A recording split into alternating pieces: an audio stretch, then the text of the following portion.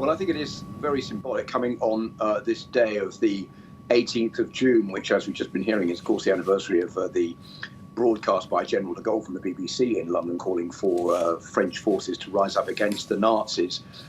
It's symbolic also because it comes at a time when Britain is facing discussions on Brexit, which are going nowhere, and time is going past. I think it's a message, a sort of disguised message from President Macron that France and Britain are going to remain allies and friends, even though Britain is leaving the European Union. And I think also in the UK, it's being looked upon, and I think General de Gaulle is being looked upon as the man of the two no's. The first no being his no against Maréchal Pétain and the Vichy regime and the collaboration with the Nazis, and the second no being the one in 1963 when General de Gaulle announced in public in Brussels that Britain would not be allowed to join the European Economic Area, which was later become the European Union, because he thought that it would not be a full team player.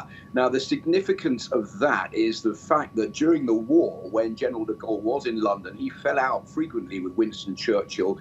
And one of the reasons that the two men fell out was because Winston Churchill was more allied to Franklin Roosevelt and the Americans didn't like General de Gaulle. So there were frequent arguments between Churchill and de Gaulle over this. And I think that was one of the reasons that in 1963, General de Gaulle said, well, look, Britain is an island nation. It is more allied to the United States. We don't want American influence coming into Europe and Europe to be like a surrogate state of the United States. So therefore, that's why we don't want Britain to become a member of the European Union. Well, of course, it did go on to become that member in 1973 and is now leaving it.